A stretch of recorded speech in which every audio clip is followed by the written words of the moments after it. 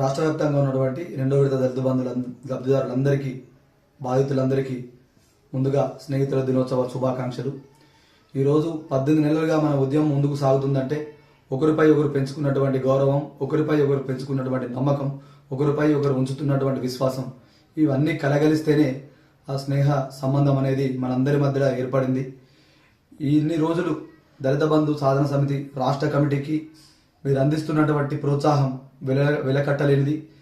మీరందరూ ఒక స్నేహభావంతో మనందరం కలిసికట్టుగా ముందుకు పోవడం వల్లనే మన ఉద్యమం 18 నెలలుగా నిరంతరంగా కొనసాగుతూ వస్తుంది.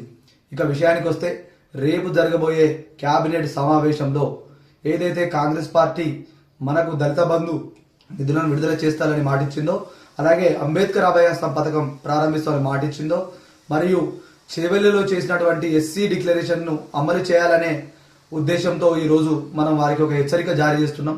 ఇదే చిట్ట చివరి క్యాబినెట్ మీకు మేము ఇచ్చేటువంటి అవకాశం. రేపు గనక దళిత బంధు నిధుల విడుదలపై స్పష్టత ఇవ్వకుంటే ఖచ్చితంగా మేము గ్రామాన తిరుగుతాం. నియోజకవర్గ కేంద్రాలలో, జిల్లా కేంద్రాలలో, ఆఖరికి ఇందిరా పార్క్ దగ్గర కూడా మేము ఖచ్చితంగా ధర్నా చేయబోతున్నాం. మీరందరూ అది గుర్తుంచుకోవాలి. మీరు మా ఉద్యమాన్ని తక్కువ అంచనా వేస్తే మాత్రం ఈసారి జరిగేటువంటి మలిదశ ఉద్యమం మాత్రం మీరు కనీ విని ఎరగని రీతిలో ఉంటుంది. దళిత బిడ్డలందరూ సిద్ధంగా ఉన్నారు మీకు ఏ విధంగా బుద్ధి చెప్పాలని. మీరు గనక రేపు నిర్ణయం ప్రకటించకపోతే దయచేసి మిత్రులారా, మనమందరం ఇక రోడ్లెక్కేటువంటి పరిస్థితికి రండి. ఇక ఏది ఏమైనా కూడా మిమ్మల్ని కాపాడుకోవడానికి మేము సిద్ధంగా ఉన్నాం. కోర్టుల్లో కూడా, మనం న్యాయస్థానంలో కూడా కావాల్సిన ప్రతి ఆధారాన్ని 4 రోజుల్లో మనం సేకరించబోతున్నాం.